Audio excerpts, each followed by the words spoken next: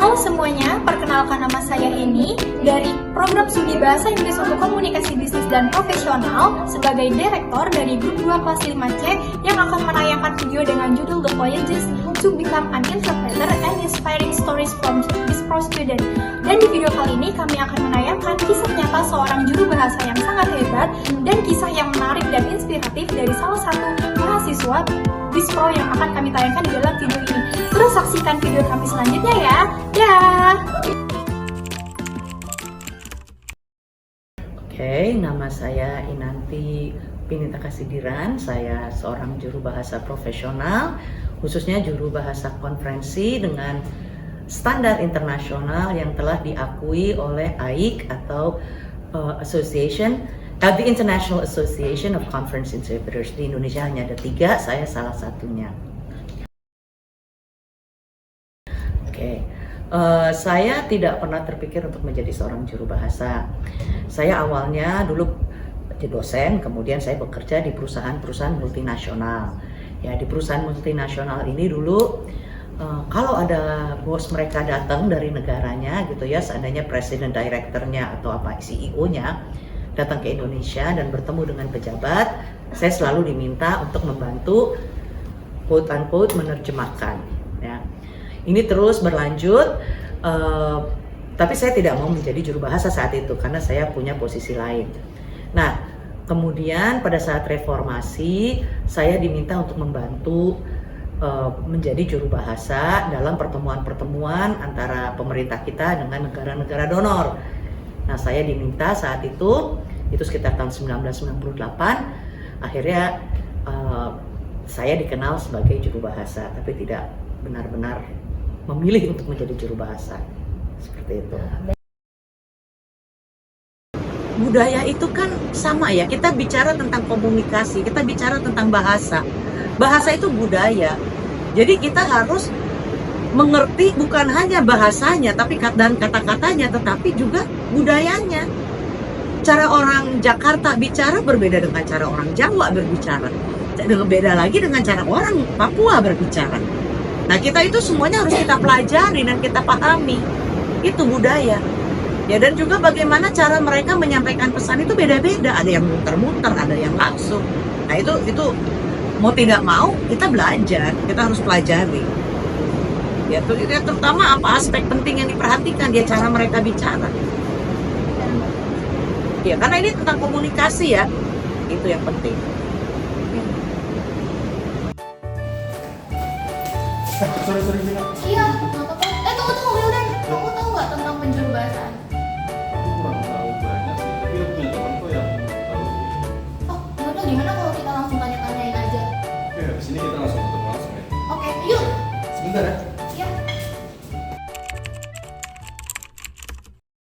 Halo semuanya, kenalin nama aku Salsa Bilahani Ramadhani, biasa dipanggil Salsa. Aku berasal dari kelas Bispro 7A.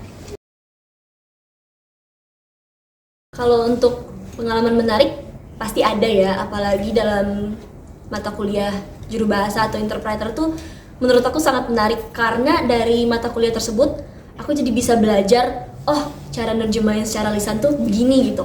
Apalagi itu kan dosennya Mem Inanti ya, which is Mem Inanti itu menurut aku seru banget gitu cara ngajarnya. Kan kalau juru bahasa tuh terbagi 2 gitu ya, kayak ada simultan, terus konsekutif. Nah, pengalaman yang bisa aku ambil sih yang bagi aku menarik banget itu konsekutif ya, karena konsekutif itu kan terjemahnya kita kayak dikasih jeda. Misal kalau orangnya lagi ngomong, diam dulu, nanti baru kita yang terjemahin gitu dari bahasa Indo atau ke bahasa Inggris atau sebaliknya.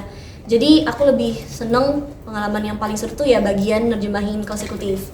Terus juga aku jadi belajar banyak lagi sih kayak ini sih lebih ngelatih fokus dan konsentrasi, karena kan kadang kalau menerjemahkan secara lisan tuh kalau yang simultan ada yang ini ya, orangnya ngomongnya cepat atau kadang nggak jelas atau kadang ada noise dari sekitaran, misal dari video gitu ya. Jadi kayak mau nggak mau aku harus berkejar dengan waktu nih, kayak kejar-kejaran gitu ya. Jadi ya belajar lebih fokus dan konsentrasi sih, itu sih menurut aku paling menarik banget. Kalau menurut aku sih salah satunya ya aspek penting dalam penjuru bahasan itu mungkin dari segi budaya kali ya. Iya. Karena untuk mentranslatekan atau mungkin untuk mentransfer dari kata by word gitu, nggak cuma menerjemahkan tapi juga mentransfer.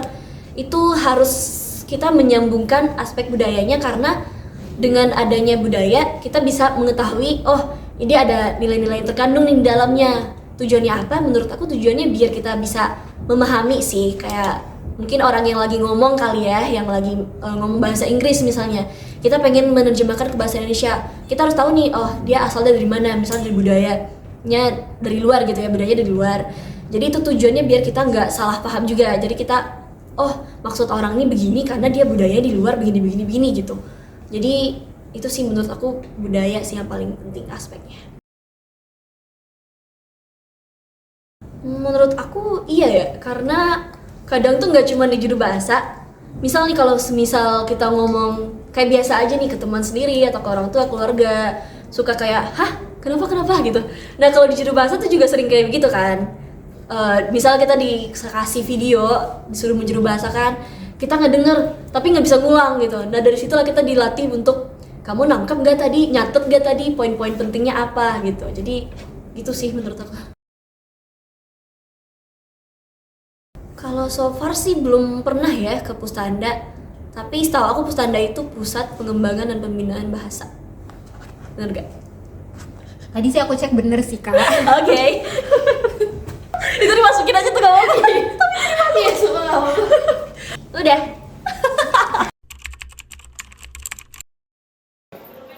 Hai semuanya, sekarang kita udah sampai Pustanda. Yuk ikutin keseruan kita. Dadah. Keberagaman adalah sesuatu yang kita tahu. Kita tahu kami hari ini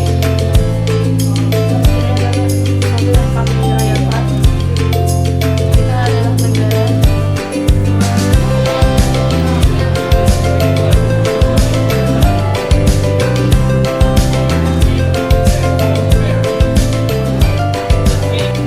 Pemerintahan kita